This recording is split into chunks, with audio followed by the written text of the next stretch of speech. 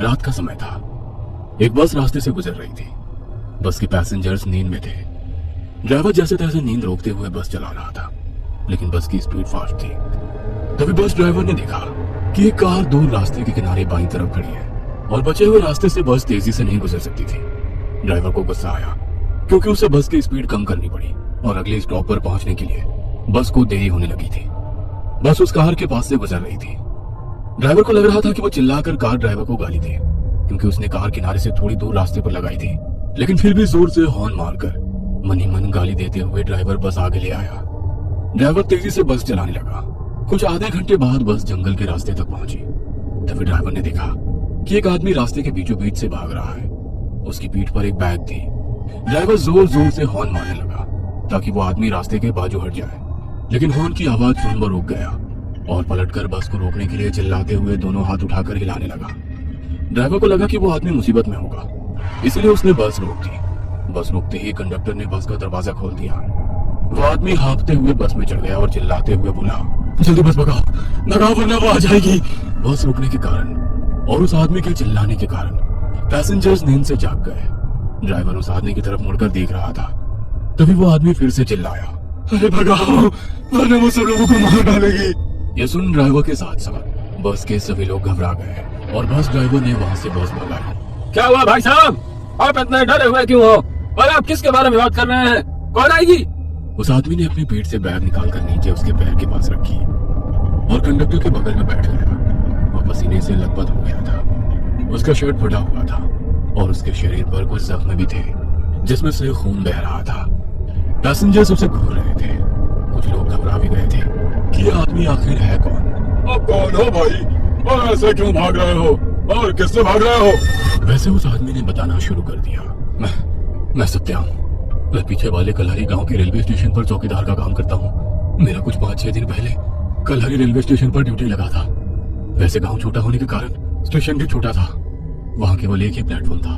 वहाँ के लोग रेलवे का कुछ बहुत कम ही इस्तेमाल करते थे, क्योंकि एक ट्रेन रात में 2 बजे आती है जो सीधे सोलापुर से होकर कन्याकुमारी की तरफ जाती है और फिर वही ट्रेन दूसरे दिन सुबह 4 बजे वापस मुंबई की तरफ जाती है। दिन में बस 10-12 और कभी कभी तो 2-4 और कभी कभी तो रेलवे स्टेशन पर कोई पैसेंजर आता भी नहीं है। मैं वहां जाकर बहुत खुश था, क्योंकि पार्किंग में कभी कभार गाड़ियां रुकती थी। उसके बाद तो मैं प्लेटफॉर्म के एक बेंच पर जाकर सोता था। पहले 1-2 दिन तो सब कुछ नॉर्मल रहा, लेकिन तीसरे दिन अमावस की रात आई। मुझे घर से माँ और बीवी का फोन आया कि आज के दिन रात में ठीक से ड्यूटी करें और भगवान का नाम लेते हुए ड्यूटी करें और अंधेरे से दूर ही रहे। मैंने हाँ भरी। उस रात पूरा स्टेशन खाली था। मुझे हर रोज की तरह उस रोज भी कोई काम नहीं था। टिकट काउंटर पर बैठा सुरेश मोबाइल में घुसा पड़ा था। पैसेंजर्स नहीं आते, इसलिए स्टेशन पर कोई कैंटीन या ठेके वाला भी नहीं था। मैं प्लेटफॉर्म के बेंच पर बैठा झपकी ले रहा था। तभी मेरे पीछे से एक छोटा बच्चा चिल्लाते हुए आया, बचाओ काका बचाओ। उसके चिल्लाने से मैं डरकर जाग गया। मैंने आंखें खोली और मुड़कर देखा। वो 8-9 साल का बच्चा मेरे पास ही आ रहा था कि तभी मुझे वो देख जोर से चिल्लाया, मुझे छोड़ दो, और वहां से टंकी की तरफ भाग गया। मुझे कुछ भी समझ में नहीं आ रहा था कि आखिर ये क्या हो रहा है। वो छोटा बच्चा कौन था और किससे बचाओ बोल रहा था, और मुझे देख वो घबरा कर क्यों भागा। वो बच्चा भागकर टंकी के पीछे छिप गया। मैं चौकन्ना हो गया और अपने हाथ में लाठी उठाकर वो बच्चा जिस तरफ से आया था उस तरफ देखा, लेकिन वहां से कोई भी नहीं आया। कुछ देर उसी जगह पर ठहरा रहा। वो बच्चा उस टंकी के पीछे छुपकर जोर जोर से रो रहा था। मुझे उसकी चिंता सताने लगी, इसीलिए मैं टंकी के पास चला गया। टंकी के पीछे अंधेरे में वो छुपा हुआ था। मैंने टॉर्च चालू की और अंधेरे में टॉर्च की रोशनी में उस बच्चे को देखा और मेरे रोंगटे खड़े हो गए, क्योंकि वहां पर वो छोटा बच्चा तड़पते हुए पड़ा था। उसकी गर्दन किसी ने काट दी थी और उसका सर उसके कंधे पर गिरा पड़ा था। वो हाथ पांव हिलाते हुए तड़प रहा था। मैं डर गया और इधर उधर उस बच्चे पर हमला करने वाले को ढूंढने लगा और फिर वहां से पीछे हटते हुए टिकट काउंटर की तरफ भागा। सुरेश सुरेश, मैं सुरेश के पास जाकर हाँफते हुए बोला, क्या हुआ? वहां पर टंकी के पीछे किसी ने छोटे बच्चे को गला काट कर मार डाला। क्या?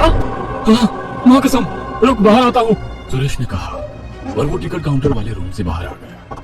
मैं उसे टंकी के पास तक ले गया।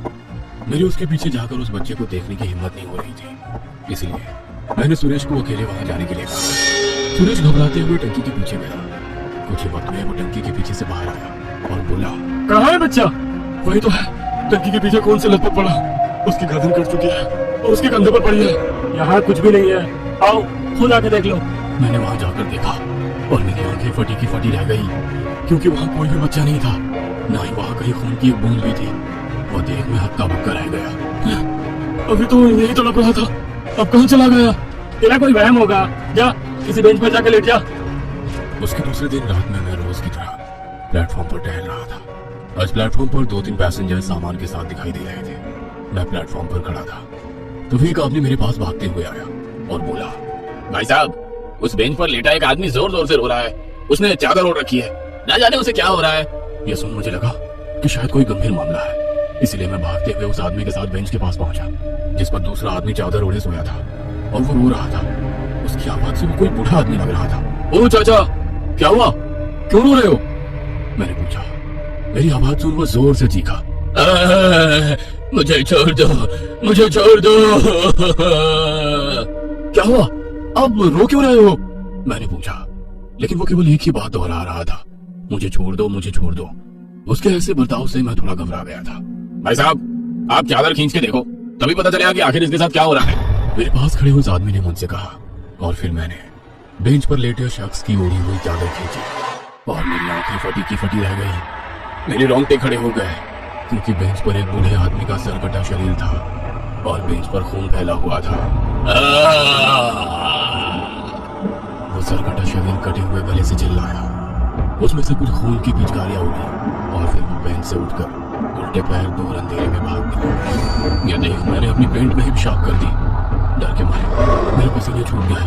मैंने अभी अभी एक सरकटे हुए भूत को देखा था, जो उल्टे पांव अंधेरे में भाग गया था। कुछ देर आंखें फाड़ कर देखने के बाद मैं अचानक से चिल्लाया और मैं सीधा भागते हुए सुरेश के पास पहुंचा। भूत, भूत। मैं काउंटर पर खड़ा सुरेश से कहने लगा, क्या हुआ, कहाँ है भूत? उसने मुझसे पूछा। मैंने उस बेंच की तरफ उंगली करते हुए कहा, उस तरफ वो सरकटा था, वो उल्टे पैर अंधेरे में भाग गया। बेंच पर पूरा खून फैला हुआ है। क्या? रुक, अभी बाहर आता हूँ और देखता हूँ। और वो टिकट काउंटर रूम से बाहर आया और मैं उसे बेंच के पास ले गया और एक बार फिर मैं चौंक गया, क्योंकि अभी उस बेंच पर खून नहीं था। कहाँ है खून? यही था, पता नहीं कहाँ चला गया अचानक। क्या लगा रखा है? मुझे लगता है तुम्हें आराम की जरूरत है। मैं सच कह रहा हूँ यार, मुझ पर यकीन नहीं है। तो एक आदमी था मेरे साथ, मैंने उसे कहा, और फिर पलटकर मैं प्लेटफॉर्म पर उस आदमी को ढूंढने लगा जो मुझे उस बेंच के पास लेकर गया था। वो दूर प्लेटफॉर्म पर बैठे नीचे पैर छोड़कर आराम से बैठा था। मैं सुरेश को उसके पास ले गया। भाई साहब, आप इनको बताइए, आप जिस रोते हुए आदमी के पास मुझे ले गए थे, वो भूत था या नहीं?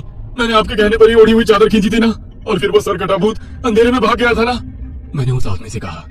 तब वो आदमी मेरी तरफ ही देखने लगा। अरे बताओ ना इनको, क्यों चुप हो? मैंने उस आदमी से पूछा। तभी हमारे पास एक आदमी आया और बोला, भाई साहब, ये बोल और सुन नहीं सकते। ये सुन तो मेरे होश ही उड़ गए। क्या?